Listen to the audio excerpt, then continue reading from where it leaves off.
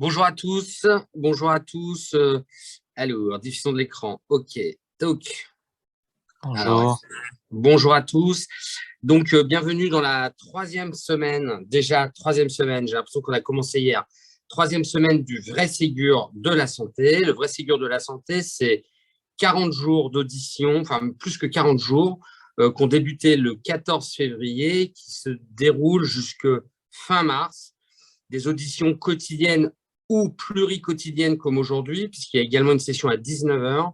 On a été obligé de dédoubler les auditions, les créneaux d'audition, donc il y aura de plus en plus de jours avec des doubles auditions, midi et le soir.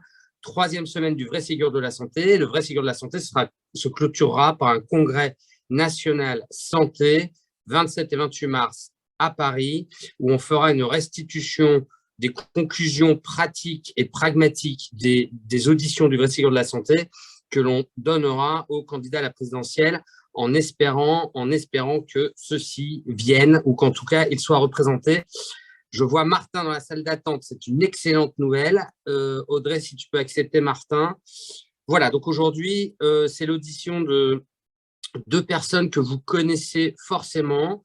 Martin Blachier, qui est médecin de santé publique, épidémiologiste, très médiatisé, qui s'est beaucoup exprimé depuis ces derniers mois, et également Emmanuel Loeb, médecin psychiatre, et aussi président d'un syndicat de médecins qui s'appelle Jeunes Médecins, qui nous parraine un peu, on va dire. Je ne sais pas s'il accepterait ce mot-là, mais en tout cas, qui est pas très loin de nous depuis le début de l'histoire du collectif et qui nous a toujours apporté son regard d'expert dans ce monde qu'est le militantisme pour les professionnels de terrain qui voudraient essayer de faire des choses à la fois sous forme de communication ou alors de relais médiatique ou politique. Alors Emmanuel vient de m'envoyer un message, il sort de staff, il arrive, mais je pense donc que Martin est là. Est-ce que Martin, tu m'entends? Oui, je t'entends. Est-ce que toi, tu m'entends? Ouais, je t'entends très bien. Alors attends, je voudrais essayer de te trouver. Ah, mais je te vois, super. Salut Martin. Salut. Emmanuel va arriver, bah, c'est pas grave, on va faire l'intro ensemble. Martin, je t'ai présenté, je ne sais pas si tu as entendu, je ne sais pas si je t'ai présenté correctement. J'ai dit que tu étais un médecin de santé publique qui nous avait éclairé pendant toute cette crise sur l'épidémiologie de cette pandémie virale et de son impact sanitaire. Tu es quelqu'un de très médiatisé, mais ce n'est pas pour ça que je t'invite aujourd'hui, enfin qu'on a souhaité t'entendre. Mais tu es quelqu'un qu'on connaît bien, qui attire un peu, qui déchaîne un peu également les passions. Hein, on aime ou on n'aime pas Martin Blachier. Hein. Ça me fait penser un peu à moi, tu vois, des gens un peu comme ça qui ne laissent pas indifférent. J'ai la chance de t'avoir rencontré un petit peu en dehors de tout ce tumulte médiatique, politique. Et j'ai surtout, moi, découvert un confrère fort sympathique et qui, au-delà de ce qu'on peut voir sur les plateaux de télé, a souvent un regard aiguisé sur beaucoup de choses. Et pour moi, c'était, Martin, fondamental dans le vrai Ségur de la santé d'avoir l'avis de Martin Blachier sur ce qui dysfonctionne dans le système de santé aujourd'hui, mais surtout, comme tu le sais, tu vois, nous, on a les constats, on en a un peu marre. On voudrait surtout des propositions, des choses à changer. Alors, normalement, on va faire une petite table ronde à 3 avec Emmanuel. Emmanuel, il est un peu en retard, alors on va commencer avec toi. On est ravis et honorés, Martin, que tu aies accepté de prendre de ton temps pour un petit peu échanger avec nous. Et tant entendu que, comme je te l'ai dit en préparation de cette audition, ta carte blanche, c'est-à-dire que moi, je ne me voyais pas sectoriser à un item ou pas. Quel est l'avis aujourd'hui? Si Martin Blachier demain est ministre de la Santé, tu es un peu habillé comme un ministre aujourd'hui. Si Martin Blachier est ministre de la Santé demain, qu'est-ce qu'il fait pour que ça aille mieux? Alors moi, ce qui m'embête très fort, tu le sais, hein, c'est les urgences qui ferment, c'est les soignants mal considérés, mal payés, qui travaillent comme des tarés, qui n'ont pas signé pour ça. Et ça, c'est ton expression, tu le sais. Tu m'as souvent dit ça, Arnaud, les soignants n'ont pas signé pour ça. Voilà, quel est ton diagnostic? Qu'est-ce que tu auras envie de nous dire aujourd'hui? Puis j'arrête de parler. Ah, merci. D'accord. Merci Arnaud. Bonjour à tous. Je vais vous donner un petit peu ma vision sur le système de santé et aussi l'expérience de ces 2 années de pandémie et des 15 années de santé pub qui ont été faites. Donc moi, je suis effectivement médecin de santé publique. J'ai été dans un certain nombre d'administrations et d'unités de recherche INSERM sur différents sujets. Et ça fait maintenant 10-15 ans que je travaille sur plein de projets, mais toujours avec cette vision santé publique, un petit peu santé globale. Alors, je vais vous donner un petit peu ma vision sur le système de santé et sur les grandes tendances, à mon avis, qui seront celles de demain, avec le regard qui est le mien, qui n'est pas un regard de soignant de terrain. Donc ça, je tiens à le dire, c'est-à-dire que je touche à énormément de choses. Je connais beaucoup de choses qui se passent en France et ailleurs, à l'étranger. J'ai une bonne vision sur l'innovation. Selon moi, le système de santé français, il faut le voir. Bah oui. Je sais pas, quelqu'un n'a peut-être pas compris son jour. Il faut le voir dans quelque chose de beaucoup plus global que ce qu'on voit aujourd'hui. Si vous pouviez couper vos micros, les amis, merci beaucoup.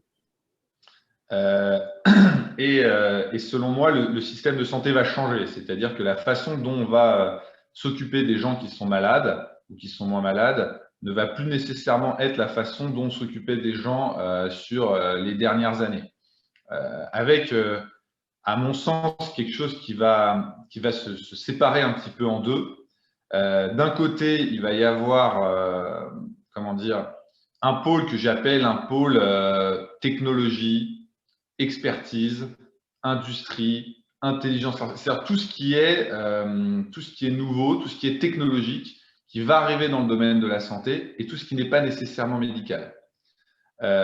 Et ce pôle-là, c'est un pôle qui n'existait pas beaucoup aujourd'hui et qui va faire petit à petit son entrée dans la discipline médicale, dans le monde médical et qui fera sa place. Et de l'autre côté, il y a un grand pôle qui est le pôle de ce qu'on appelle en américain, c'est le soin, c'est le care, et qui va devoir beaucoup plus s'humaniser par rapport à ce qu'il était avant. Et c'est ces deux grands pôles, à mon avis, qui vont être les deux jambes du système de santé dans le monde de demain. Or, aujourd'hui, qu'est-ce qu'on a? On n'a aucun de ces deux pôles qui fonctionne bien.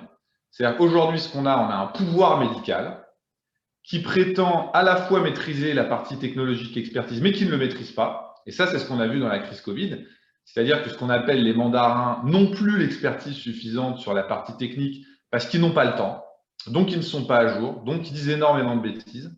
Et de l'autre côté, on a des gens qui font mal le care, mal le soin, parce qu'ils sont pris dans des guerres politiques, dans des guerres un peu d'apparatchik, dans des espèces de guerres de territoire. Et donc, ces gens qui ont le pouvoir médical aujourd'hui sont mauvais sur les deux.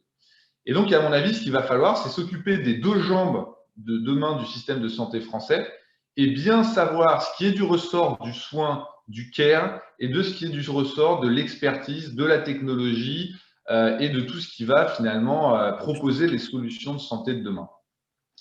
Et au milieu de ça, il y a une chose qu'on n'a pas du tout en France en santé et qu'il va falloir mettre en avant, c'est de s'orienter vers, dans tout ce qui est les autres secteurs d'activité, on dit c'est s'orienter sur le client et nous, c'est s'orienter sur l'usager. C'est-à-dire qu'il faut que l'usager s'y retrouve dans ce système. On ne peut pas avoir un système de soins qui est uniquement tourné vers les professionnels, qui est uniquement tourné vers les intérêts des différentes corporations. On a complètement oublié le patient. C'est-à-dire que le patient ne fait aucun retour d'expérience. Le patient, finalement, est un peu traité comme un pion dans ce système de santé. Et demain, il va falloir que le patient puisse être aussi acteur et surtout puisse faire un retour d'expérience, choisir et sélectionner le soin qui a été un soin de bonne qualité et le soin qui a été un soin de mauvaise qualité. Aujourd'hui, c'est totalement opaque. Si vous avez des amis qui sont médecins, vous avez des filières, vous pouvez plutôt pas trop mal être pris en charge. Et si vous y connaissez rien, que vous êtes mal informé, vous êtes moins bien pris en charge et vous n'êtes absolument pas sûr que vous êtes aussi bien pris en charge à un endroit qu'à un autre. Et tout le monde en est conscient et tout le monde le sait. Donc, voilà, je pense que c'est les trois grandes choses. Avec ce rôle qui est, moi, un rôle qui m'intéresse énormément, dont j'ai été acteur pendant la crise, c'est où est l'expertise en France? Et là aussi, je pense qu'on se trompe énormément. L'expertise n'est plus dans les barons du pouvoir médical, elle est ailleurs. Du coup, elle est peu utilisée aujourd'hui, mais il y a une expertise qui existe et cette expertise va falloir pouvoir l'amener aux patients, l'amener aux usagers. Mais pour ça, il va falloir qu'il y ait un certain nombre de personnes qui lâchent la main, puisqu'elles ne sont plus en capacité d'apporter la meilleure expertise au service du patient. Alors, selon moi, ça va passer par différentes solutions. La première solution, je vais l'amener sur tout ce que j'appelle le monde du soin, le monde du care. Est-ce que, Martin, est-ce que avant d'aborder ton volet solution, Ouais. Emmanuel est arrivé, est-ce qu'on ne le laisserait pas introduire également? Comme ça, ensuite, on rebondit ensemble à trois sur les solutions. Ça te va? Emmanuel, Ouais. tu es là? Ouais, je suis là. Bonjour à Salut tous. Emmanuel, attends, je voudrais te Salut voir. Je vais Arnaud. essayer de te voir. Pourquoi je ne te vois pas? Oh là là. Non, je ne te vois pas. Ça, c'est. Ah, bah, il est en voiture. Emmanuel, il est en voiture. Ah non, Ouais. t'es en voiture ou t'es dans un taxi? Bon, Ah non, Emmanuel, je suis dans ma voiture à l'arrêt. Je suis dans ma voiture à d'accord. l'arrêt. Je t'ai présenté en ton absence. J'ai expliqué que tu étais médecin psychiatre, président d'un syndicat de médecins très dynamique qui s'appelle Jeunes Médecins. Tu as eu la bienveillance et en tout cas l'envie de ne pas trop être méchant avec nous et plutôt nous accompagner dans l'histoire du collectif en nous abreuvant de conseils stratégiques multiples et variés. On est un peu devenus des amis, toi et moi, et avec Martin, on a eu l'occasion de beaucoup échanger à trois. C'est pour ça que cette table ronde, j'y tenais beaucoup. Je sais que tu fais preuve d'indulgence vis-à-vis de nous, alors que le sujet collectif pour toi est un peu un poil à gratter, mais tu me l'expliques de mieux en mieux et moi je le comprends aussi de mieux en mieux.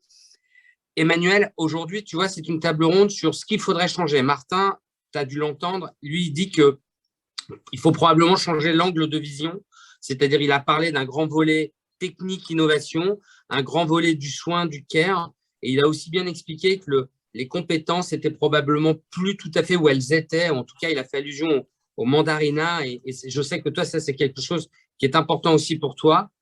Emmanuel Loeb, quand on est président d'un syndicat de médecins en 2022, après 20 mois de pandémie, que les médecins à l'hôpital ont une double grille salariale, que le Ségur de la santé a été au moins insuffisant pour être gentil, qu'est-ce qu'on a envie de dire et comment on se projette sur la santé de demain? Voilà, je t'écoute. Martin, il avait fait sa présentation globale et il allait aborder des solutions. Comme ça, ensuite, toi, tu peux peut-être enchaîner aussi avec tes solutions et on revient à Martin juste après. Je te remercie Arnaud. Après, bon, moi, donc effectivement, Martin, il a abordé. Vous m'entendez bien? Ça va? Ouais. Martin, il a abordé vraiment le volet technique, vision du système de santé. Pour lequel je partage quand même un certain nombre de points. Après, il y a tout le volet politique, c'est-à-dire que entre le fait d'avoir une bonne vision pour le système de santé et le fait de pouvoir le mettre en place, parfois il y a, on va dire, un fleuve qui est infranchissable et c'est un petit peu là-dessus que nous, en tant que représentation professionnelle, on essaye d'intervenir. Alors c'est vrai que l'image des syndicats professionnels, que ce soit dans le monde médical ou même dans le monde professionnel au sens large, vit aujourd'hui une crise. On l'a vu déjà lors de l'épisode des Gilets jaunes. En fait, l'épisode des Gilets jaunes, on peut le traduire comme une incapacité des corps intermédiaires à faire émerger des revendications justes vis-à-vis du corps politique et une incapacité pour les politiques de réunir un corps intermédiaire qui puisse faire remonter des problématiques et des colères des salariés notamment et de pouvoir les traduire en mesures concrètes qui puissent apaiser un petit peu la population et rétablir la paix sociale, ce qui est le plus important. Et ce qui s'est passé, quand tu parles, et ce qui s'est passé au niveau donc de la population générale, c'est également passé au niveau donc de l'hôpital public et donc qui est une machine, qui est un énorme mastodonte en crise quand même maintenant perpétuelle depuis pratiquement 20 ans et avec une incapacité de la part des corps intermédiaires à pouvoir impacter des transformations qui puissent convenir à tout le monde et qui puissent sans vouloir paraphraser Mylène Farmer, réenchanter un peu l'hôpital. Et donc, en fait, donc moi, j'ai parlé de ce que je connais, qui sont les syndicats des médecins, mais parce que, en fait, la spécificité des syndicats des médecins par rapport aux syndicats des autres professions de santé, c'est que les syndicats des autres professions de santé, elles appartiennent beaucoup à des grandes centrales syndicales, CGT, FO, Sud, etc. Là où les syndicats de médecins restent autonomes dans la représentation. Mais en dehors de cette distinction-là, je pense que les syndicats professionnels traversent la même crise, à savoir une multiplicité des acteurs. Donc nous, on le voit chez les médecins, c'est-à-dire que il y a Jeunes Médecins, mais donc nous, on travaille avec un syndicat ami au niveau hospitalier, hein, je parle, qui est Action Praticien Hôpital, qui est lui-même une réunion de 2 intersyndicales, qui, alors je ne vais pas perdre tout le monde, donc je ne vais pas être trop long, mais qui est CPH et APH, qui sont eux-mêmes des réunifications de plusieurs syndicats. Et à côté de ça, on a d'autres syndicats avec toujours des anagrammes que personne ne comprend, l'INPH, le SNAM-HP, etc. Donc, on voit déjà une multitude, et en plus, au-delà de cette multitude, le nombre de médecins qui adhèrent à ces syndicats est ridicule, et on le sait, et donc forcément, le pouvoir politique, dans le cadre du rapport de force, se retrouve avec des gens qui représentent pas grand-chose, si ce n'est parfois des intérêts personnels, et donc avec qui il sait qu'il peut faire des effets de communication. Et nous, c'est un peu ça qu'on a dénoncé vis-à-vis du Ségur. C'est pour ça que Jeunes Médecins n'a pas signé le Ségur, c'est qu'on ne voulait pas cautionner une communication pro-ministérielle dont on savait qu'elle n'aurait pas des actions directes sur l'hôpital, voire qu'elle allait majorer la crise. Donc, il y a déjà ce clivage, donc il y a déjà cette multitude, cette balkanisation des syndicats qui représente au final pas grand-chose. Et en plus, cette balkanisation, elle a lieu à l'hôpital, mais elle a lieu tout court. C'est-à-dire qu'aujourd'hui, et je pense que on nous a essayé de nous vendre une espèce d'odyssée par rapport au Covid, mais en disant oui, la ville et l'hôpital ont travaillé ensemble. Ce n'est pas vrai. La ville et l'hôpital n'ont pas travaillé ensemble. En fait, ça reprend ce qu'a dit Martin, c'est-à-dire que les mandarins et les directeurs d'hôpitaux, directeurs d'ARS ont repris la main. Ils ont eu des moyens, effectivement, qu'ils n'avaient jamais eu auparavant. C'est ça, c'est le quoi qu'il en coûte qui a permis, à mon sens, de pouvoir gérer tant bien que mal. Et encore, faut pas oublier ce qui a été le début de la crise avec absence de blouse, absence de masque, absence de moyens de protection, produits anesthésiants qui manquent. Faut pas oublier ce qui a été le début de la crise Covid. Et donc après, il y a eu les chaînes de production et d'approvisionnement qui ont pu se remettre en place, mais ça n'a pas été non plus complètement immédiat.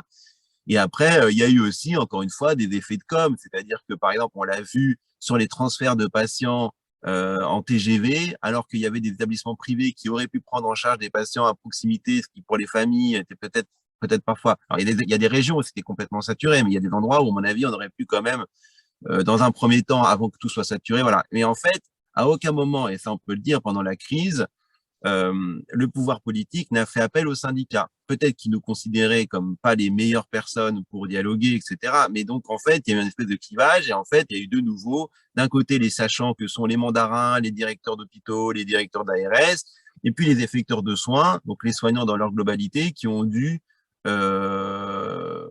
avec les moyens qu'on leur donnait, faire face à l'épidémie. Et donc là, comme on est en sortie d'épidémie, eh ben, forcément, on revient à ce qui était, c'est-à-dire une incapacité de dialogue au sein des services, une incapacité à instaurer des politiques, etc. Donc, et pour pas être trop long, et donc, c'est ça qui nous, parfois, c'est parce que, en fait, la manière dont les syndicats, en tout cas dont nous percevons les collectifs, il y a un côté assez stimulant. C'est-à-dire qu'on voit, on dit, ah bah super, les gens se remobilisent, il y a des, parce que nous, ce qu'on voit aujourd'hui dans ce qui se passe, alors notamment à l'hôpital public, c'est que la situation est tellement catastrophique que les gens se barrent. C'est-à-dire qu'on n'arrive même plus à mobiliser les gens. Les gens disent, bon bah voilà, l'hôpital public se casse la gueule, c'est un état de fait, on va pas on n'en peut plus, donc on se casse. Ce qui était peut-être moins vrai il y a 15-20 ans, où les gens étaient encore capables de se mobiliser. Donc là, les gens se mobilisent plus. Donc nous, quand on voit des collectifs, on se dit, ah, c'est génial, il y a encore une mobilisation possible, des gens qui sont motivés, qui veulent mener des actions. La question, c'est, nous, en fait, c'est celle de la légitimité. C'est-à-dire que, entre guillemets, même si on, comme je l'ai dit, la représentation qu'on essaye de fédérer, elle est relativement congrue. On a des instances régionales, on essaye de faire des assemblées générales, de répondre à des logiques démocratiques, ce qui, dans les collectifs, est parfois plus compliqué. Et en plus, les collectifs sont plus, on va dire, vulnérables à toutes les stratégies politiques. Et nous, on l'a vu dans le premier Ségur, notamment avec le collectif interhôpital. En fait, parce que le collectif interhôpital a été associé au Ségur, alors que c'était pas un acteur légitime pour l'être, puisqu'il n'a pas de représentation professionnelle. Ils ont fait émerger les revendications du collectif interhôpital, qui ne sont pas des revendications pareilles, qui émanent de discussions démocratiques au sein de l'Assemblée générale.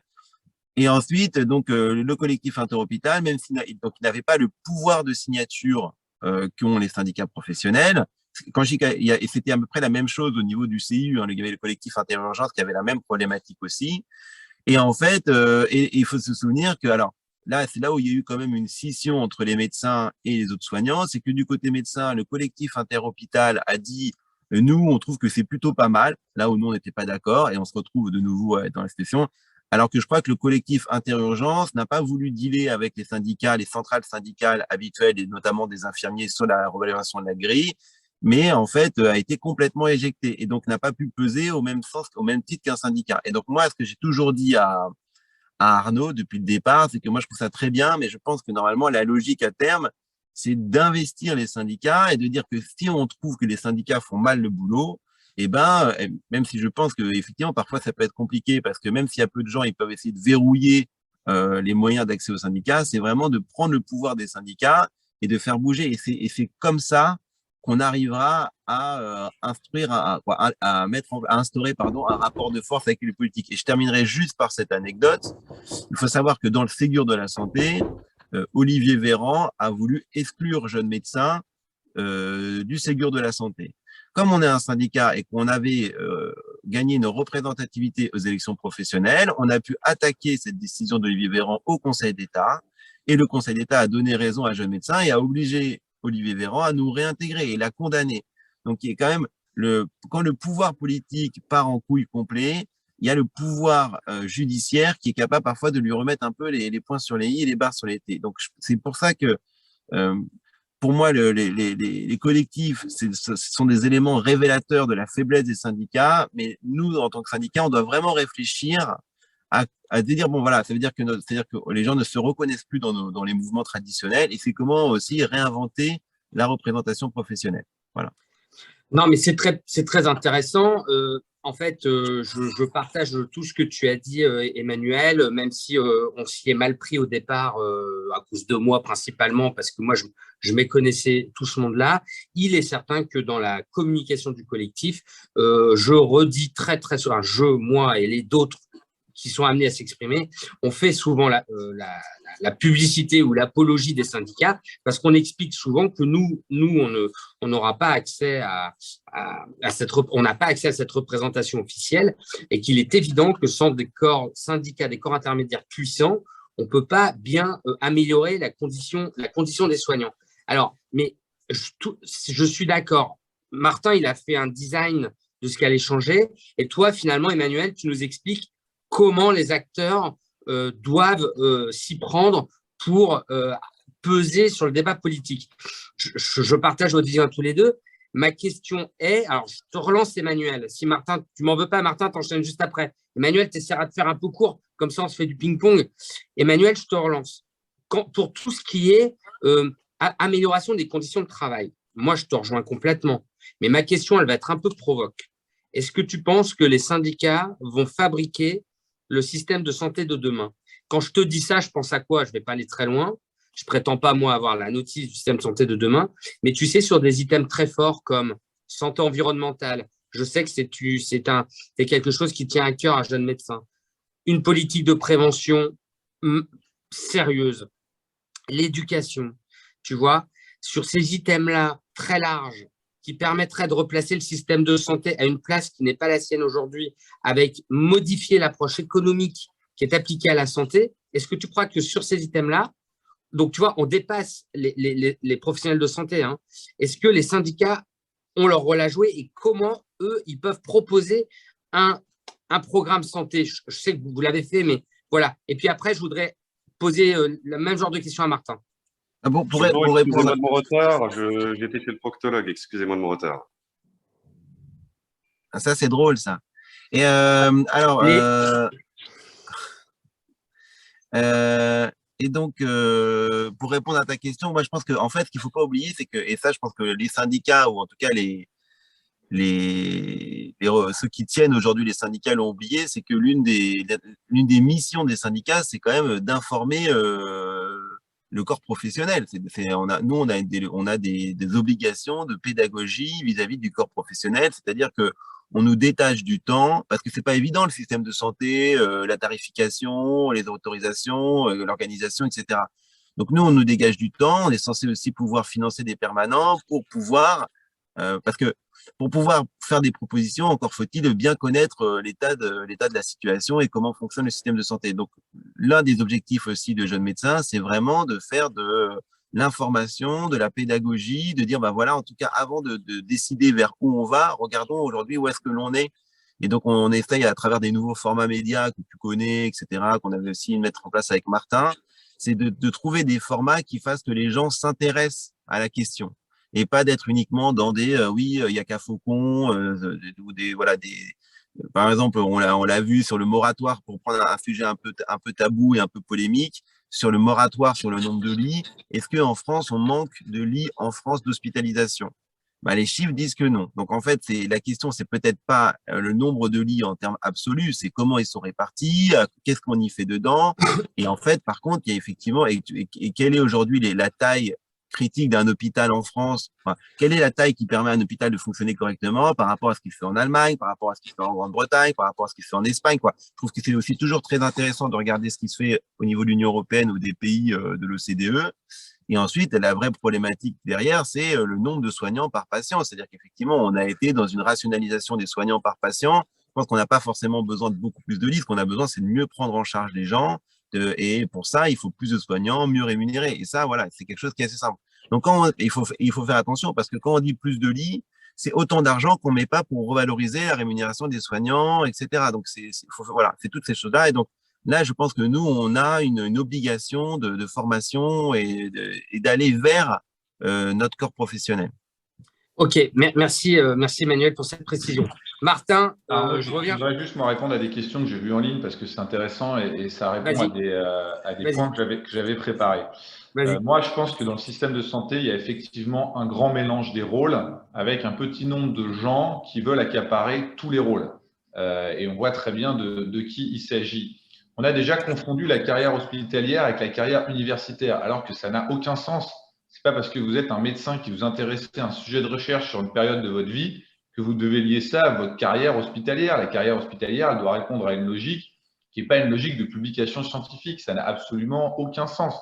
Ce qu'il faudrait, c'est permettre à des médecins ou à n'importe quelle profession médicale qui s'intéressent à un moment à un sujet de pointe de pouvoir faire un contrat sur une durée déterminée ou indéterminée avec une université qui est en pointe sur le sujet dont travaille ce spécialiste de santé, qu'elle le développe pendant un certain temps, qu'elle soit rémunérée sur ce temps-là par l'université, et puis si ensuite elle a envie de changer, elle fait autre chose. Ce statut hospitalo-universitaire n'a aucun sens. De la même façon, il faut arrêter de nous faire dire que ce sont des médecins qui vont gérer la logistique de l'hôpital.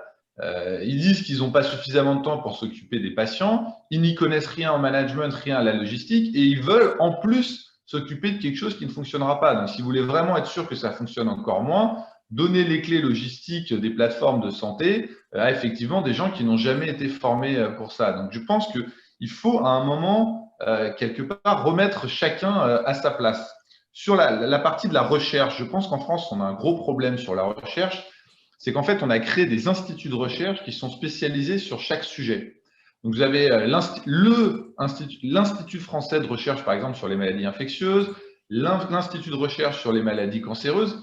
Et en fait, chaque institut de recherche va répondre d'une façon pyramidale, c'est-à-dire que vous allez avoir un système politique qui va s'installer dans l'institut. Et en gros, si vous êtes brouillé avec les 2-3 apparatchiks qui gèrent cet institut, vous ne pouvez plus en France faire de recherche sur cette thématique-là. À l'inverse de systèmes comme ce sont des systèmes à l'américaine, vous avez des universités qui se font concurrence sur différents sujets. Si vous n'êtes pas d'accord avec une personne qui travaille sur un sujet dans une université, vous pouvez toujours aller le faire dans l'université concurrente. Et donc, vous avez quelque chose d'agile et qui respire. En France, ça ne se passe pas du tout comme ça.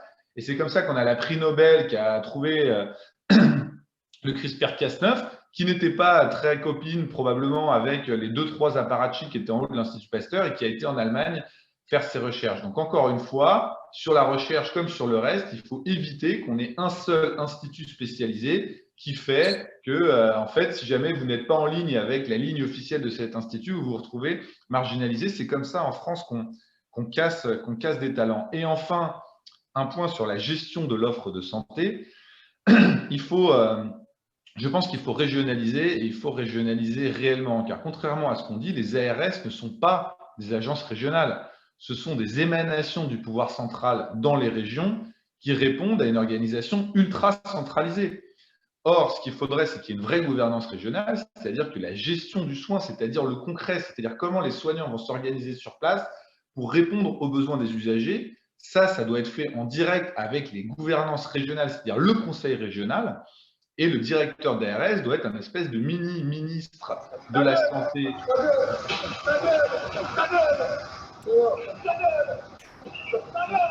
Ouais, excusez-nous, on s'attendait à être un peu emmerdé. Merci les modérateurs de gérer ça. Vas-y, Marc. Et donc, je pense qu'il faut qu'il y ait effectivement une gouvernance qui soit régionale. Comme je le dis toujours, dans les Alpes, la problématique qu'ils ont, par exemple, je crois, pour les services d'urgence, c'est d'avoir des hélicoptères pour aller d'une vallée à l'autre, parce que sinon, ils sont obligés de faire tout le tour de la montagne et ils perdent des heures. En Ile-de-France, la problématique des soignants, c'est qu'ils ne peuvent pas se loger au centre de Paris. Donc, il y a des gens qui doivent faire 2h30 de transport pour venir sur l'hôpital. Vous allez avoir des problématiques dans des régions très rurales qui sont des problématiques où les gens sont extrêmement dispersés sur le territoire. Toutes ces problématiques sont tellement variées qu'elles ne peuvent pas être gérées par le ministère de la Santé qui va faire une nouvelle loi pour gérer ce genre de choses. Voilà, Martin, là-dessus, on a fait plusieurs auditions sur l'organisation des territoires. On est vraiment exactement dans la même logique que toi. Tes exemples sont parfaits en ce qui concerne le fonctionnement actuel des ARS qui pose problème. Et sur l'organisation des territoires, effectivement, tu mets le doigt sur des évidences, mais qui ne sont pas appliquées et pas organisées. Mais bien évidemment, les logiques Rhône-Alpes ne seront pas les mêmes que dans la banlieue parisienne. Martin et Emmanuel, je voudrais rebondir sur des sujets un peu concrets. Nous, Collectif Santé en danger, quand on présente la santé, on parle de bouclier sanitaire, je vais y revenir, on parle de suppression des indicateurs économiques qui détruisent la santé et on parle de concept santé en lien avec préservation des écosystèmes, prévention, éducation, lien social. Sur l'aspect bouclier sanitaire, pour moi, le bouclier sanitaire, c'est permettre à tout le monde de consulter un médecin généraliste, par exemple. Sur le sujet précis des déserts médicaux, j'aimerais vous entendre là-dessus. Étant entendu que, comme tu viens de le dire, Martin, le désert médical du Var, j'étais ce week-end en déplacement dans le Var et il y a des déserts médicaux en bord de mer dans des stations balnéaires et manifestement pas le même et on n'aura pas les mêmes solutions que le plus grand désert médical de France qui est en fait la banlieue parisienne. Sur ces idées-là, comment vous vous positionnez? Est-ce que vous êtes pour des mesures coercitives? Est-ce que vous êtes pour des mesures incitatives? Je sais qu'Emmanuel, il a des idées hyper intéressantes sur les hôpitaux de proximité. Je voudrais vous entendre là-dessus. Martin, vas-y. Est-ce qu'on vous a déjà dit, Arnaud, que vous avez la voix d'Éric Zemmour? Écoute, déjà, je ne sais pas qui tu es, mais c'est très mal poli de t'impliquer dans le Zoom comme ça, puisque tu vois, nous, on est des gens assez sympas, on communique le lien à tout le monde, mais en fait, ce n'est pas une raison pour prendre la parole comme si tu étais sans éducation. Donc, si tu as des questions à poser, tu les mets dans la boîte de discussion et tes remarques personnelles hors sujet, tu te les gardes, ou alors tu me téléphones après et on s'explique. On a viré Arnaud, t'inquiète. Est-ce que tu peux, Martin, me répondre sur ta vision des déserts médicaux? Alors, la vision des déserts médicaux. Déjà, premier élément, c'est que les déserts médicaux, ce n'est pas un phénomène français. C'est un phénomène qui est mondial et la France n'a pas tellement plus de déserts médicaux que d'autres pays, ne serait-ce que pour des raisons géographiques, comme des pays qui sont beaucoup plus vastes, comme le Canada ou certains pays d'Europe de l'Est, ou même parfois l'Allemagne. En plus, pour un autre sujet, les déserts médicaux, ce n'est pas la même chose selon les spécialités. Si vous regardez, par exemple, le temps d'accès pour avoir accès à certaines spécialités médicales, il est très très long pour certaines spécialités pour des raisons un petit peu historiques comme les gynécologues, les ophtalmos ou certaines autres spécialités. Il est beaucoup moins long pour d'autres spécialités comme par exemple les médecins généralistes. Pour les spécialités qui sont les spécialités entonnoirs, c'est-à-dire où de façon tout à fait consciente, certaines spécialités ont voulu diminuer le nombre de spécialistes pour finalement faire qu'il y ait une offre qui soit très limitée par rapport à la demande, je pense que la meilleure solution, c'est la délégation de tâches. Alors, la délégation de tâches à qui? Je pense qu'il peut y avoir quelque chose qui se fasse un peu en cascade. Je pense qu'il y a certaines tâches du médecin généraliste qui pourraient être déléguées à des paramédicaux, notamment des infirmières spécialisées, particulièrement libérales. Et je pense que certains actes de certains spécialistes qui ont fait exprès de limiter au maximal l'offre pour qu'il y ait un goulot d'étranglement et que finalement, ils aient une situation qui soit ultra confortable, pour ces spécialités-là, je pense qu'on pourrait former certains médecins généralistes avec 1 an de formation pour que les actes les plus simples de la spécialité puisse être fait par un certain nombre de généralistes, étant donné en plus que dans la formation des médecins, on a privilégié les généralistes au détriment des spécialistes. Et en plus, ça va totalement dans la logique que je vous expliquais au départ, c'est-à-dire une ressource assez rare qui va être l'ultra-expertise, et pour le reste des choses qui sont un petit peu moins rares, quelque chose qui soit un petit peu plus démocratisé. Un mot sur la prévention. Moi, je fais partie de ceux qui pensent que la prévention n'est pas le rôle des médecins. Je pense que la prévention, c'est dans toute la société. C'est quelque chose qui doit être du grand public, c'est quelque chose qui doit être de la com, c'est quelque chose qui doit être à l'école, c'est quelque chose qui doit être au travail. Et je pense que le médecin, dans son esprit, est quelque part le moins bien placé pour passer de prévention, parce qu'en fait, il est dans la maladie, il est dans le care, et c'est pas celui qui a la meilleure manière de s'exprimer. Et en général, les messages préventifs, ceux qui en parlent le moins bien, ce sont les médecins. Ok, c'est un peu provoque, mais je comprends l'esprit. Assurément, dans le ministère de la Santé d'aujourd'hui, il faudrait qu'il y ait une branche prévention dédiée, je crois. Emmanuel Loeb, la santé de demain, c'est avec les médecins ou sans les médecins? Là, je te titille un peu. Est-ce que les médecins ont encore un rôle dans la santé? Attends, il faut que tu allumes ton micro, Emmanuel. Emmanuel, t'as pas ton micro. Emmanuel, active ton micro. J'ai dit, effectivement, on dirait une question du plateau de CNews. C'était pas mal. J'y vais beaucoup. Est-ce qu'il y aura encore des médecins aux manettes dans l'organisation du système de santé de demain? En gros, moi, ce que je voulais dire, c'est que je partage quand même beaucoup de ce qui a été dit par Martin sur effectivement la gradation des métiers de la santé en fonction de la pertinence du soin. Et donc, en fait, la difficulté qu'on a aujourd'hui, mais ça revient un peu, parce que c'est important de garder une espèce de fil conducteur sur les syndicats, c'est que les syndicats ont souvent des logiques ultra-corporatistes. Et donc, c'est très compliqué de pouvoir travailler à l'intérêt général avec des syndicats qui vont en permanence d'avoir une vision qui n'aura comme intérêt que de défendre leur précaré. Par rapport à la proposition qui a été faite, par exemple, par Martin, prenons l'exemple de l'ophtalmologie. Effectivement, on sait qu'en France, on a des problématiques d'accès aux soins ophtalmo, mais les soins ophtalmo, c'est plein de choses. C'est-à-dire qu'il y a l'urgence ophtalmologique, qui nécessite un accès rapide à un ophtalmologue. Après, par exemple, tout ce qui est réfraction, je suis pas sûr qu'il y ait besoin d'urgence, mais néanmoins, il y a besoin quand même parfois d'une porte d'entrée médicale parce que on sait que certains troubles de la vision sont liés à des maladies chroniques de type hypertension, diabète, etc. Et donc, si on délègue tout à orthoptistes ou à des professions non médicales, et ben quand il faut re-rentrer dans le parcours de soins pour prendre en charge la maladie chronique sous-jacente, il peut y avoir des complications. C'est-à-dire que si on te met des lunettes mais qu'on n'est pas capable de traiter ton hypertension en moins de 3 mois, ça sert pas à grand-chose. Donc, il y a vraiment cette nécessité. Et puis surtout, on voit que derrière, le politique fait des effets d'annonce.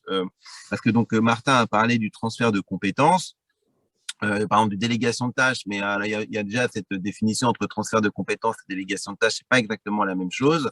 Et après, on a vu que, par exemple, le pouvoir politique, dans des effets d'annonce, à la fois, il va augmenter le numerus clausus, à la fois, il va faire du délégation de compétences, etc. Donc, il va complètement désorganiser le système, sans laisser le temps au système de s'approprier les nouveaux enjeux et les nouvelles modalités d'accès aux soins. Et c'est ce qui fait qu'en fait, ça entraîne plutôt que d'accompagner progressivement une restructuration de l'accès aux soins et de l'offre de soins, il va faire comme ça, demain, on va former, je sais pas moi, 10 000 ou 12 000 médecins, sachant qu'on n'a pas les capacités de formation à mettre en face, qu'il faut qu'on forme aussi tous les autres professionnels de santé, qu'en fait, on n'a aucune visibilité sur 10 ans, parce qu'en fait, c'est toujours la même chose, c'est-à-dire que faire des effets d'annonce, et ça a été la même problématique avec le resserrement du numerus clausus. C'est entre le moment où on a dit on met en place un numerus clausus serré et le moment où on en a vraiment vu les conséquences, il a fallu 10 ans. Donc si là on est en train de faire une connerie à élargir complètement, etc., et ce serait con que dans 10 ans on dise ah putain on a fait une connerie, aujourd'hui les gens ils savent plus où consulter, etc. Donc il y a besoin d'aller vraiment step by step. Il y a aussi besoin d'avoir des indicateurs on va dire, de validité des orientations qui sont prises. Il faut que régulièrement, on fasse des rétro-contrôles, de dire est-ce qu'on fait bien, est-ce qu'on fait pas bien, est-ce que la population est mieux prise en charge, est-ce que tous les critères de morbimortalité sur un territoire sont améliorés, est-ce que même il y a des critères durs comme la morbimortalité, mais après il y a tous les critères qualitatifs, est-ce que la population a l'impression d'être mieux prise en charge. du côté des soignants, est-ce que les soignants ont l'impression de mieux faire leur travail, d'être plus épanouis dans leur… C'est toutes ces choses-là qui aujourd'hui ne sont pas évaluées. Aujourd'hui, on n'est que dans l'effet d'annonce, de la politique à la petite semaine, et voilà. Et donc, un pouvoir central qui ne fait que flatter, alors soit flatter les mini-corporatifs en disant, bah voilà, les paramètres contre les médecins, parce que les médecins, ils ont eu le pouvoir pendant longtemps, donc maintenant, on va donner tout paramètres, ou alors de dire, bah voilà, la population, elle dit, il y a des problèmes de déserts médicaux, donc on va augmenter le numerus clausus comme si c'était la seule solution, etc. Et après, il y a un autre point quand même central, et j'en finirai là, et je redonnerai la parole à Martin, c'est quand même la partie de la plateforme digitale. Donc là, on a vu qu'il y a une grosse campagne de com du ministère de la Santé sur mon espace numérique santé, là, voilà. Là, il va vraiment falloir voir ce que ça donne, parce que effectivement, le fait qu'un patient puisse être maître de son dossier médical et puisse permettre à n'importe quel professionnel d'avoir accès aux données de santé, c'est quand même une avancée majeure qui va permettre probablement une meilleure fluidité dans le parcours de soins. Après, la question, c'est une fois qu'on a un dossier médical partagé, c'est effectivement comment on va travailler ce qu'on appelle l'adressage. C'est-à-dire que, comme a dit Martin, comment on va sortir de j'ai un bon carnet d'adresses, donc je sais qui aller voir, à j'ai une pathologie, donc quel est le meilleur parcours de soins. Voilà. Merci Emmanuel. Merci Emmanuel. Je voudrais rebondir vers Martin. Martin, on aimerait bien que tu développes un peu ton idée de pôle technologie ou en tout cas nouvelles innovations dans le soin. Je voudrais que tu nous donnes dans ta vision qui est à la manœuvre dans cette affaire-là. Et petite question provoque, toi tu dis ça, mais moi je te dis qu'en France, il y a 50 services d'urgence fermés la nuit. Alors tu vas me dire, Arnaud, ça n'a rien à voir, mais c'est aussi la réalité du système de santé d'aujourd'hui. Comment toi moi, tu fais le lien? Moi, je peux répondre sur les urgences aussi ou pas? Parce que… Non, pas tout de suite, s'il te plaît, Emmanuel, merci. Parce que moi, je vais bientôt y aller, mais voilà. Juste après. Voilà, Martin, ce que je voulais te taquiner entre une vision, effectivement, sur un grand pôle hyper intéressante et pertinente, et la réalité du terrain. C'est qu'aujourd'hui, il manque des urgentistes, probablement parce qu'ils ne sont pas assez payés la nuit. Oui, tout à fait. Si tu veux, le problème de l'expertise, c'est qu'elle coûte très cher. Et tu ne peux pas en avoir beaucoup. Donc, ce qu'il faut, c'est maximiser la rentabilité de cette expertise. Donc, si tu as 3 grands experts d'une pathologie, en gros, il faut qu'ils puissent avoir des relais et pouvoir aider le maximum d'autres professionnels de santé à aider les patients qui sont atteints de cette pathologie. Et donc, l'idée, ce serait d'avoir… finalement, l'expertise, elle n'est pas au cœur de l'organisation du système de santé. L'organisation du système de santé, c'est l'autre jambe, c'est-à-dire comment on prend en charge de façon très concrète les patients dans leur parcours de santé, de patients, mais même leur parcours de vie. Et de temps en temps, dans ce parcours, on doit pouvoir solliciter l'expertise, mais sur des temps très brefs, avec des technologies qui te permettent, si tu veux, que par exemple, un expert d'une pathologie, il y en ait quelques-uns en France, et qui soit capable d'intervenir sur un maximum de patients, avec à la fois la capacité de le solliciter plus directement, mais aussi probablement de faire du descendant, c'est-à-dire d'avoir des outils qui vont permettre que le maximum de personnes puissent profiter de son expertise. Mais ces gens-là qui sont experts ne doivent pas être les gens qui organisent le système de santé. Donc, en fait, moi, ce que je dis depuis toujours, maintenant, c'est que je pense que le ministre de la Santé doit être un DRH. Voilà. Le problème de la santé aujourd'hui qui est le plus prégnant, c'est le problème d'organiser la communauté de soignants pour qu'elle puisse répondre au mieux possible aux besoins des usagers. Et on ne demande pas au ministre de la Santé d'être un grand expert, on ne lui demande pas forcément de faire de l'innovation, on lui demande simplement de gérer des gens qui sont aujourd'hui en souffrance et qui doivent s'occuper d'un certain nombre de territoires. Donc, est-ce qu'on régionalise la RH? Mais le problème, il est humain. Après, l'expertise, c'est autre chose. L'expertise, c'est même pas finalement tant que ça du problématique de la santé. Ce sont des choses très particulières. Le problème aujourd'hui, c'est que la problématique RH dont vous parlez en fait, Arnaud, c'est-à-dire le collectif, elle va être gérée par des gens qui ont fait carrière dans la médecine par leur expertise. Et c'est pour ça qu'à mon avis, il est vraiment extrêmement important de séparer les deux. Une partie qui va être très experte et qui va chercher à faire bénéficier au maximum des découvertes qu'elle a faites et de toute la littérature qu'elle a accumulée sur telle ou telle problématique, et une problématique qui est beaucoup plus organisationnelle, qui doit être totalement déconnectée de cette expertise. Donc, je ne peux pas te donner d'exemple extrêmement concret, mais par exemple, la téléconsultation est probablement un moyen pour qu'un certain nombre de soignants puissent avoir l'avis d'un expert extrêmement performant sur telle ou telle problématique, de façon à ce que les choses puissent être beaucoup plus agiles. Donc, d'un côté, il faut rénover le système de fonctionnement qui fait travailler les soignants entre eux avec des choses beaucoup plus souples. On ne peut pas avoir, si tu veux, il n'y a pas une solution. Il y a autant de solutions que de soignants. Donc, la façon dont un soignant veut contractualiser avec le système, finalement, c'est un problème que chaque entreprise a, si tu veux. Il faut multiplier le nombre de différents contrats qu'ils peuvent avoir. Oui, et en tout cas, assurément, là où je te rejoins, et tout ce que vous dites tous les deux, vraiment est une vraie synthèse de ce qu'on a dit, ce qu'on a amené comme proposition jusqu'à maintenant. Assurément, ça passe par une vision territoriale et par une vision même de bassin de vie. C'est-à-dire que les solutions au parcours de soins, même avec les interfaces numériques, elles ne seront pas les mêmes dans différents endroits et elles doivent s'adapter. Non, mais j'aime bien ta vision des choses. Tu sais, avant la deuxième crise sanitaire, quand on s'inquiétait, avant la deuxième vague, quand on s'inquiétait parce qu'il n'y avait pas assez de réanimateurs partout, moi, je ne comprenais pas pourquoi on ne considérait pas le pool de réanimateurs dans son ensemble et momentanément, on ne le répartissait pas dans différents points de vue, dans différentes régions, là où il y aurait pu avoir besoin, comme disait Emmanuel, des régions qui étaient en forte demande. Bon, alors Emmanuel, avec Arnaud, je vais te donner un exemple très concret exactement sur la réanimation. Ce qui s'est passé en France, c'est que la réanimation médicale, moi c'est ce que j'ai vu, a voulu capter 100% des patients en disant « nous on sait faire, les autres ils ne savent pas faire ». C'est l'inverse de ce qu'il faut. Si tu as 3-4 réanimateurs qui pensent qu'ils sont très pertinents pour prendre en charge les patients Covid, dans ce cas-là, ils créent un pôle d'expertise et l'objectif, c'est qu'à partir de ce pôle d'expertise, ils puissent rayonner à l'ensemble des réanimateurs. Je suis d'accord avec toi. Et c'est exactement ça qui ne fonctionne pas. Eux, ils disent non, nous, on s'occupe de tout. Vous, ce n'est pas votre problème. Martin, vous allez prendre les autres patients et nous, on va prendre tous les patients Covid. C'est exactement comme ça qu'il ne faut pas que ça fonctionne. Et pourtant, c'est comme ça que ça fonctionne aujourd'hui. Tu sais, Martin, que c'est des propositions que j'avais faites au ministre il y a plus d'un an, c'était en novembre 2020, octobre 2020. Ça avait été validé par le CNP de réanimation Jean-Paul Mirat.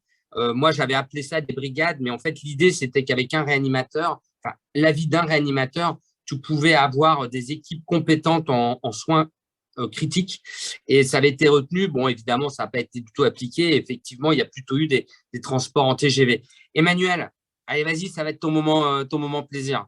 Donc, en fait, toi, quand je te dis que les urgences ferment, toi, tu dis c'est normal, il n'y a pas besoin. Alors, il y a des gens, il y a peut-être des usagers qui t'écoutent. Il faut tout de suite que tu amènes la solution parce qu'aujourd'hui, quand tu habites Laval ou que tu habites Draguignan, et d'ailleurs, il y aura une audition sur les urgences. Aujourd'hui, quand tu habites Laval et Draguignan, c'est quand même des bassins de population importants. La nuit, on fait quoi quand on a une douleur dans la poitrine, Emmanuel Lob? Alors, moi, ce que je dis, c'est que les urgences, ça a vraiment été une mauvaise solution à un vrai problème, qui est effectivement celui de l'accès aux soins. Et en fait, les urgences, elles ont pu se mettre en place parce qu'effectivement, il y a eu une pénurie de l'offre de soins de premier recours, à savoir les médecins généralistes, et que ensuite, on a en France un des maillages hospitaliers les plus denses pratiquement au monde. C'est-à-dire qu'on a énormément de petits hôpitaux et que toutes les réformes de financement de l'hôpital ont fait qu'on a favorisé les passages aux urgences. Donc, en fait, parce que vous savez très bien qu'il y a un forfait urgence et qu'aujourd'hui, il y a énormément d'hôpitaux qui, si jamais ils n'avaient plus leur service d'urgence, seraient très déficitaires et voilà, risqueraient très gros. Et derrière, il y a tout un contexte politique, puisque vous savez aussi que les élus des villes qui ont ou des communes qui ont un hôpital sur leur territoire sont aussi membres du conseil de surveillance et donc ils ont un enjeu électoral direct à maintenir certains établissements sur leur territoire en termes d'emploi direct, indirect et aussi de pouvoir sécuriser la population, quand bien même, parce que moi j'ai fait mon internat en Normandie par exemple, en Normandie, l'ARS, quand elle regardait où aller, dans quel hôpital les gens du territoire d'Alençon allaient, alors qu'à Alençon, il y avait un hôpital, tout le monde allait à l'hôpital du Mans parce que les gens avaient peur d'aller à l'hôpital d'Alençon à l'époque. Peut-être ça a changé, en tout cas pour certaines pathologies. Donc, en fait, le fait de mettre du soin de proximité, c'est pas forcément garantir que la population va consulter sur ce pôle de proximité. Ensuite, par rapport aux urgences, si on regarde la réalité aujourd'hui des consultations aux urgences, c'est essentiellement à 4A. Tout dépend des urgences, mais dans la plupart des urgences, c'est de la médecine générale à 80-90%. Et ensuite, c'est du patient manager, c'est du case manager, c'est-à-dire qu'à partir du moment où vous avez une pathologie qui nécessite, en tout cas qui met en jeu une urgence, une ou plusieurs urgences vitales, vous orientez vers normalement le bon service, le bon endroit. Et c'est d'ailleurs, c'est là où on a des problèmes de stagnation des gens sur les brancards parce qu'on est incapable de pouvoir orienter correctement les patients parce que, en fait, avant, on avait des gens qu'on a hospitalisés qui ne nécessitaient pas forcément et qui deviennent ce qu'on appelle des bed bloqueurs. Donc, en fait, il y a toute une problématique de l'orientation patient et du prise en charge patient, etc. Qu'est-ce qui fait que les gens vont aux urgences? Plusieurs choses. Un, il y a l'absence d'avance de frais. Et là, il faut absolument que la médecine ambulatoire de proximité règle la problématique du tiers payant. Nous, ce qu'on avait proposé il y a quelques années, c'était un flux unique, c'est-à-dire que c'était l'assurance maladie qui faisait l'avance de frais complète, qui payait les patients, et ensuite, c'était l'assurance maladie qui allait chercher le ticket modérateur auprès des organismes complémentaires. Donc ça, nous, on pense que ça a été une solution, ça n'a pas été mis en place, voilà, c'est dommage. Il y a la question du plateau technique, c'est-à-dire qu'aux urgences, quand vous allez aux urgences, vous pouvez avoir quand même de la biologie et de l'imagerie de débrouillage. Mais aujourd'hui, je sais que par exemple, il y a des syndicats biologiques qui travaillent ce qu'on appelle de la biologie délocalisée. Donc, on pourrait imaginer que dans des pôles de santé, des maisons de garde, on puisse mettre de la biologie qui permet de faire du débrouillage et de pouvoir éliminer, ou en tout cas de pouvoir caractériser des urgences vitales qui nécessiteraient derrière une prise en charge dans un service adapté. Et dans l'imagerie, on sait très bien qu'aujourd'hui, il y a de la téléradiologie, donc il suffit de mettre de la radiologie standard, voire même un scanner, on pourrait imaginer, et de transférer cette imagerie à des radiologues à distance qui vont lire l'imagerie et qui vont faire un compte rendu. Et ensuite, effectivement, il y a la question de la permanence des soins, donc sachant qu'il y a la permanence des soins à la fois sur la journée jusqu'à 22 heures et la permanence des soins en nuit profonde.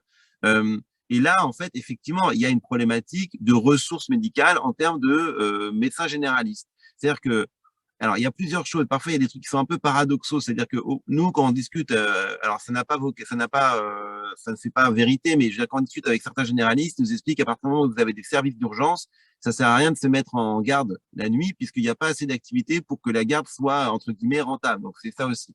Donc, je pense qu'en fait, il y a une nécessité, et ça, Martin a raison de dire que ça doit être travaillé d'un point de vue régional, même territorial, à faire ce que les politiques annoncent depuis maintenant, pareil, 10-15 ans, le vrai virage ambulatoire. C'est-à-dire qu'il faut que 70% du numerus clausus aille vers la médecine générale pour remettre du médecin généraliste sur les territoires, pour justement permettre de créer des maisons de garde avec suffisamment de professionnels pour faire de la permanence des soins et de manière concomitante, fermer les services d'urgence pour que la population retourne vers les maisons de garde avec la possibilité d'avoir accès à un médecin traitant parce qu'effectivement, il n'est pas concevable que 6 millions de Français n'aient pas de médecin traitant. Mais tant que vous avez un service qui fonctionne sur l'urgence, donc sur du one-shot, c'est-à-dire qu'en gros, les urgences, j'ai un problème, j'y vais, je repars, vous ne pouvez pas mettre en place de parcours de soins de médecin traitant. Et donc, en fait, il y a une très forte inertie politique à maintenir les services d'urgence. Et on fait croire à la population que c'est ça la solution, alors que la solution, c'est les maisons de garde avec des équipes pluriprofessionnelles, pas que des médecins, qui peuvent effectivement répondre à des problématiques santé qui sont de l'urgence ressentie, mais qui ne sont pas toujours de l'urgence réelle. Et là-dessus, les nouveaux outils de type téléconsultation, etc., doivent aussi pouvoir aider. Mais là, aujourd'hui, de toute façon, juste, et j'en finirai là, c'est-à-dire que quand tu vois que la courbe démographique des généralistes, elle descend et que la courbe des médecins spécialistes, elle augmente, alors qu'en fait, ça devrait être l'inverse. On va avoir besoin de moins de spécialistes et de beaucoup plus de généralistes. Et ben, c'est ça aujourd'hui qu'on n'arrive pas à transformer. Et donc, tant qu'on n'a pas de généralistes, en fait, on ne peut pas remettre de l'ambulatoire sur les territoires. Bon, écoute, alors en tout cas, si ce n'est pas la solution, parce que peut-être que tout le monde ne partage pas ça, c'est une vraie option et une hypothèse qui pourrait venir en soutien dans les territoires en difficulté. Alors, Martin et Emmanuel, on fait une pause de 1 minute, puisque comme ça, on va laisser passer, on accordera du temps aux questions. Et il me semble avoir vu les modérateurs, quelqu'un qui voulait poser la question en direct. Si la personne est toujours là, on lui permettra de poser la question en direct. Mais je voudrais juste qu'on fasse un point proposition. Assurément, j'ai entendu beaucoup territorialisation, organisation du soin par bassin de population. Martin a insisté sur un volet technologie qui devrait pouvoir venir en aide finalement aux déserts médicaux. Emmanuel a bien parlé de la digitalisation et que ça c'était probablement révolutionnaire. Il a aussi abordé la question des urgences et probablement du fait que le poumon de l'hôpital est probablement aussi en ville. Je le traduis comme ça, moi, mais on se comprend. C'est-à-dire que la permanence des soins peut peut-être être partagée. Voilà. Mais j'ai dit surtout qu'il faut former beaucoup plus de médecins généralistes qu'aujourd'hui. Toutes les études de santé publique sur l'amélioration de la qualité de la morbimortalité de la population se résout par l'offre ambulatoire. Plus tu augmentes l'offre ambulatoire, plus les critères de morbimortalité s'améliorent. Oui, oui, bien sûr. C'est sûrement parce que quand même…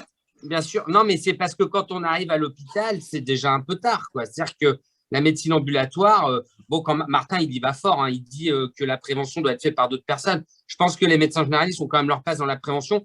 Moi, je suis d'accord avec Martin. C'est-à-dire que comme il dit, en fait, quand la prévention, c'est avant le care. C'est-à-dire que fait, la prévention, c'est comment tu fais pour aller le moins possible chez le médecin. Chez le médecin, je suis d'accord. Et là aussi, c'était très intéressant ce que disait Martin, c'était, et Emmanuel, vous l'avez dit un peu tous les deux, des méthodologistes, des logisticiens pour organiser les choses à l'échelle nationale ou même à l'échelle locale. Ça on l'a bien déjà, c'est quelque chose qui est vraiment sorti très fort des auditions précédentes. Alors, les filles, est-ce qu'il y a des questions à Martin et Emmanuel? Est-ce que la personne qui voulait prendre la parole veut poser sa question? Oui, si c'est possible. Allez-y, monsieur, présentez-vous juste rapidement et essayez d'aller vite parce qu'on a plein de questions. Je vais être très court, 2 minutes. Donc, je me présente. J'étais cadre supérieur de santé dans un hôpital jusqu'à l'année dernière. Mon épouse est infirmière libérale. Voilà, ça met le décor. D'abord, merci pour tout ce que vous faites. C'est important et il faut le répéter. Néanmoins, le débat d'aujourd'hui, c'est l'avenir de la médecine. L'avenir de la médecine, je suis également un patient. L'avenir de la médecine, il se fera déjà par rapport aux éléments actuels, à savoir, je fais court, d'abord l'accès aux soins. Même quand on en a les moyens, on paye. On paye tout, on paye des dépassements et des mutuelles. Les dépassements, c'est très difficile au jour d'aujourd'hui pour les patients qui n'ont pas les moyens. Donc, ça pose la question de la tarification des actes, de la prise en charge, comme le soulignait le médecin qui travaille en psychiatrie tout à l'heure. Ensuite, effectivement, le nombre de médecins et leur installation qui aujourd'hui est toujours libre, si l'on peut dire. Deuxième constat, c'est le traitement entre professionnels. Le traitement entre professionnels, on le voit, c'est souvent un débat médecin, pas médecin. Je prends un exemple, volontairement, c'est une infirmière a une indemnité kilométrique dans le libéral, un médecin en a un autre. Donc, il y a un vrai débat de fond à avoir entre le traitement des professionnels de santé et à ne pas être non plus, même si je suis un ancien hospitalier, trop centré sur les hôpitaux. Monsieur, posez votre question. Monsieur, voilà. Posez votre question parce que sinon… Eh bien, ma question, c'est la suivante. Est-ce qu'il ne serait pas nécessaire, enfin aujourd'hui, en partant de constats actuels et très terre à terre, de revenir aux fondamentaux et à la simplification de l'approche autour du patient, à savoir plus de considération pour faciliter l'accès aux soins, mais moins de libéralisme, moins de lobby. C'est-à-dire, ne faut-il pas finalement réfléchir à la mise en place d'un plan pluriannuel un peu à l'ancienne, ça peut paraître un peu ancien, mais où les professionnels de santé et les patients pourraient y voir plus clair à long terme. Emmanuel et Martin, vous répondez à ce monsieur. Effectivement, la notion de plan pluriannuel, ça, c'est quelque chose qui revient souvent dans l'idée que comme un quinquennat, c'est 5 ans et qu'à l'échelle de la santé, c'est rien du tout. Il est certain que si ça change à chaque gouvernement, on n'y arrivera jamais. Voilà. Et Martin et Emmanuel, rapidement. Merci beaucoup. Je veux dire rapidement 2 éléments pour répondre à ça. Un, en fait, ça existe déjà. Parce qu'en fait, il faut savoir qu'il y a l'ONDPS, donc c'est l'Observatoire national de la démographie des professions de santé, qui se décline au niveau régional où vous avez des ORDPS, donc des organismes régionaux de démographie des professions de santé. Mais comme l'a dit Martin, c'est que comme de toute façon, il n'y a pas de réelle décentralisation de l'organisation des soins, en fait, moi, je l'ai vécu. C'est-à-dire que quand l'ARS fait remonter des besoins de santé sur une région, en fait, derrière, il y a une espèce de copinage où interviennent les mandarins pour dire, voilà, moi, dans mon service d'ophtalmo, dans mon service de chir, j'ai besoin de tant d'internes, donc faites-les-moi venir, même si ce n'est pas en accord avec les besoins de la population. Ça, c'est le premier point. Ensuite, sur tout ce qui est régulation, je tiens quand même à mettre en parallèle l'exemple des pharmaciens. Les pharmaciens ont une profession qui a été très régulée en termes de l'implantation des officines, et je ne crois pas que ça ait permis de les prémunir d'une quelconque crise aujourd'hui des officinaux. Vous savez qu'il y a régulièrement, aujourd'hui, il y a une crise officinale majeure. Et donc, en fait, et c'est probablement ce qui a conduit, et ce n'est pas forcément une mauvaise chose, à redéfinir la place des pharmaciens dans l'offre de soins. Donc, moi, je pense qu'on a plutôt tout intérêt à, plutôt que de vouloir maintenir un système tel qu'il est, de dire, voilà, il faut qu'on mette des règles strictes, c'est comment trouver de la flexibilité pour que chacun puisse y trouver son compte et effectivement que les usagers puissent trouver leur compte. Et enfin, sur la question des mutuelles, malheureusement, il n'y a pas de débat présidentiel, mais ce qui est posé derrière, c'est la question de la grande sécu. Et donc, effectivement, il faut poser la question de qui finance quoi, à quel niveau et comment on fait pour que chacun puisse trouver ça à la fois le juste soin au juste coût qui permette la juste rémunération. Et je suis d'accord pour dire sur la question du kilométrage, je suis d'accord. Et d'ailleurs, vous avez le même problème pour les actes médicaux en libéral. Vous savez qu'un frottis qui est fait par une sage-femme n'a pas la même tarification qu'un frottis qui est fait par un gynéco. Et ça interroge. Martin, toi qui parles au président, le plan pluriannuel, qu'est-ce que tu en penses? Moi, j'y crois pas trop. Je pense qu'aujourd'hui, ce qu'il faut, c'est de la souplesse. Ce qu'il faut, c'est que chaque professionnel de santé puisse aller travailler là où il a envie. Il faut qu'il puisse signer le contrat qu'il souhaite avec n'importe quelle structure différente.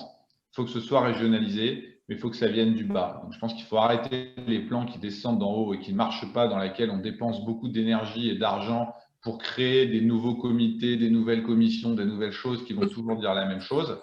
Les solutions viendront du terrain. C'était l'idée de l'article 51, mais je pense qu'il faut aller encore beaucoup plus loin que ça. Et je pense que, je suis désolé de le dire, hein, mais ce n'est pas aux soignants de s'occuper des plateaux techniques. Je pense qu'il y a deux métiers. Il y a un métier de gérer un plateau technique et il y a un métier qui est d'être celui de soignant. Et à force que les soignants aient envie de s'occuper de tout, bah finalement, c'est exactement ce qui se passe. C'est exactement ce que les mandarins. Il ne faut pas refaire ça. Attends, juste Arnaud, laisse-moi finir. Il ne faut pas refaire ça à des niveaux qui ne sont pas celui des mandarins. C'est-à-dire que chacun doit faire son travail. Un soignant, il ne sait pas gérer un logistique, il ne sait pas gérer des stocks à l'hôpital. Donc voilà, le soignant, il faut qu'il puisse contractualiser avec des structures, il faut qu'il puisse emmener son patient vers des plateformes, mais l'échelle du soignant, c'est le patient. Et après, il s'appuie sur des plateformes qui sont gérées par des gens dont c'est le métier de gérer la plateforme. Voilà. Et donc, ce n'est pas des plans pluriannuels qui permettront ça. C'est simplement casser tous ces statuts qui empêchent quoi que ce soit d'être fait et pouvoir laisser aux gens mettre en place des filières, des choses qui répondent directement aux concernés, c'est-à-dire à l'usager duquel ils sont en contact. Oui, mais Martin, globalement, je suis d'accord avec toi. Mais si les soignants aujourd'hui, ils se mobilisent et qu'ils disent, voilà, on va donner des idées, c'est aussi parce qu'en face, il n'y a pas d'idées, il n'y a pas d'innovation et que pendant la première crise Covid, les ARS ont été inexistantes et que les soignants de terrain ont tout organisé. Donc, si tu veux… Non, mais c'est pas vrai. Moi, je rejoins ce que dit Martin. C'est pas vrai. Tu peux pas. C'est pas vrai. Je te parle de moi ce que j'ai vécu. Hein. Mais non, mais moi aussi, je l'ai vécu. Je veux dire, la question n'est pas ça. La question, c'est ce qu'a dit Martin. C'est le mandarinat à tous les niveaux. Et qu'en fait, moi, le seul truc que je pourrais répondre à Martin sur ce qu'il dit sur la gestion, c'est que normalement, c'est ce que permettait la loi HPST. La loi HPST, notamment à l'hôpital, elle disait, voilà, maintenant, l'hôpital entreprise, il y a un directeur et c'est lui qui va gérer la partie logistique et les médecins vont être cantonnés à la partie gestion des patients, gestion des usagers.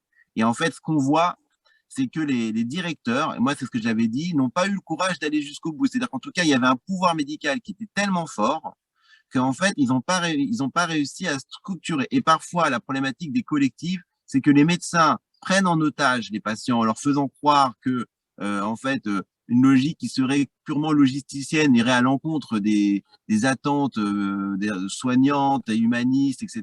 Là où parfois, moi, je pense que ce sont ces mandarins qui ont des prises en charge qui sont à l'encontre de ce qu'attendent les usagers. Et je ne sais pas comment toi, tu vois justement HPST qui aurait dû être la proposition que tu fais. Très rapidement, parce que là, on a fini, hein, normalement, les gars. Vas-y, Martin, réponds, mais très rapide. Et je fais une conclusion.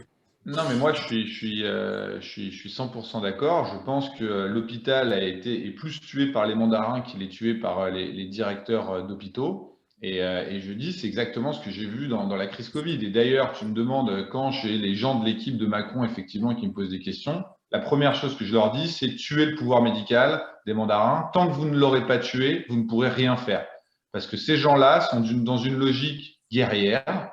Ils ont des territoires à défendre et ils les défendront quoi qu'il arrive. On l'a vu dans la crise Covid. Et ceux qui croient encore que c'est des territoires qui sont défendus uniquement sur des considérations scientifiques, je peux vous garantir que ce n'est pas le cas. C'est une défense d'un territoire qui est politique, c'est une défense de terrain. Et ils ne sont pas là pour rendre le système de santé meilleur, ils sont là pour arranger leur propre situation. Parce qu'en fait, ils ont mis tellement d'échelons entre le patient et eux, qui sont sortis de la logique de simplement prendre en charge le patient. Ils sont dans une logique qui est purement politique, purement stratégique.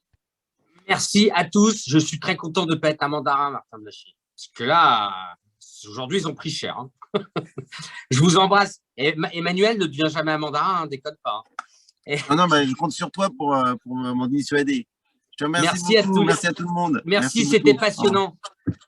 Merci. Hop là, parce que j'ai des appels. Merci à tous, c'était passionnant. Merci Martin, merci Emmanuel d'avoir pris sur votre temps pour nous offrir ces échanges très intéressants. Moi, j'ai un goût de trop peu. Je vais méditer pour faire une deuxième session avec vous. Ce sera un soir, un samedi soir, un Saturday Night Fever, santé, Lob, Blachier. Putain, ça, ce serait bien. Et d'ailleurs, si je peux faire un petit coup d'autopromo, pour ceux qui sont à moins de 10 ans de leur DES, n'hésitez pas à aller sur le site jeunesmédecins.fr et adhérer à Syndicat Jeunes Médecins, ça nous fera plaisir, c'est gratuit.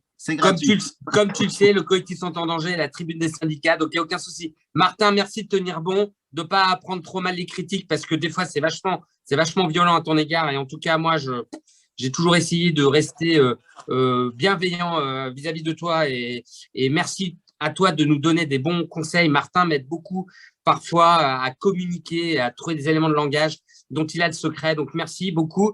À très vite. Rendez-vous à 19 h avec l'audition de Christophe Beaugrand, journaliste. On abordera la santé, la paternité et les enjeux de demain. Merci à tous. À tout à l'heure. Et merci encore d'avoir été là. Et les trolls qui essayent de se faire une place, vous n'y arriverez pas parce qu'on est trop nombreux. Voilà. Allez, à bientôt. Salut, bonne journée. Au revoir, merci beaucoup.